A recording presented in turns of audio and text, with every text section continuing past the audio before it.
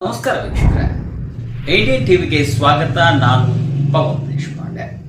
ಅದು ಒಂದು ಪ್ರಶ್ನೆ. ಈ ಒಂದು ಸಮಾವೇಶದ ಉದ್ದೇಶ ನಾವು ಎಲ್ಲ ಕಡೆನೂ ಈ ಜನ ಕಲ್ಯಾಣ ಕಾರ್ಯಕ್ರಮಗಳನ್ನು ನಾವು ರೂಪಿಸ್ತಾ ಇದ್ದೇವೆ. ಈಗ ತುಮಕೂರಿನಲ್ಲಿ ಬಹಳ ಬೃಹತ್ ಸಭೆ, ಸರ್ಕಾರಕ್ಕೆ ಏನ್ ಮಾಡಿದ್ದೇವೆ, ಸರ್ಕಾರ ಜನರಿಗೆ ಯಾವ ರೀತಿ ತಲುಪುವಂತ ಕೆಲಸ ಮಾಡ್ಕೊಂಡು ಬರ್ತಾ ಇದೆ ಅನ್ನೋದನ್ನ ಕೂಡ ಈಗಾಗಲೇ ನಾವು ಜನರಿಗೆ ತಿಳಿಸಿದ್ದೇವೆ. ಬಹಳ ದೊಡ್ಡ ಕಾರ್ಯಕ್ರಮವನ್ನ ಇವತ್ತು ಪರಮೇಶ್ವರ್ ಅವರು ಮತ್ತು ರಾಜೇಂದ್ರ ಅವರು ಮತ್ತು ಆ ಜಿಲ್ಲೆಯ ಎಲ್ಲ ಶಾಸಕರು ಬಹಳ ಚೆನ್ನಾಗಿ ನಡೆಸ್ಕೊಂಡು ಬಂದರು. ಇದು ಕೂಡ ಒಂದು ಸಂದೇಶವನ್ನ ಇಲ್ಲಿ ಕೊಡಬೇಕು.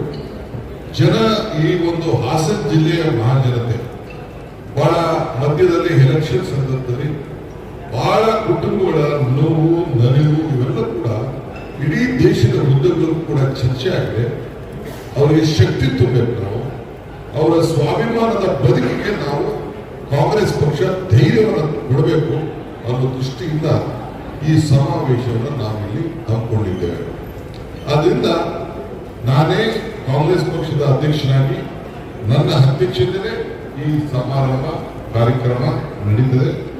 ಪೂರ್ವಭಾವಿಯಾಗಿ ಎಲ್ಲ ನಮ್ಮ ಮಂತ್ರಿಗಳು, ನಮ್ಮ ಶಾಸಕರು ಮತ್ತು ನಾವು ಚುನಾವಣೆಯಲ್ಲಿ ಗೆದ್ದವರು ಸೋತವರು ಎಲ್ಲ ಸೇರಿ ಪೂರ್ವ ಸಿದ್ಧತೆಯನ್ನ ಮುಂದಿನ 28ಕ್ಕಲ್ಲದೆ ಈ ಲೋಕಲ್ ಬಾಡಿ ಎಲೆಕ್ಷನ್ಗೂ ಕೂಡ ಪೂರ್ವ ತಯಾರಿಯನ್ನ ಮಾಡ್ಕೊಳ್ಳುವಂತ ವ್ಯವಸ್ಥೆಯನ್ನ ನಾವು ಈ ಸಂದರ್ಭದಲ್ಲಿ ನಾವು ಮಾಡಬೇಕಾಗ್ತದೆ.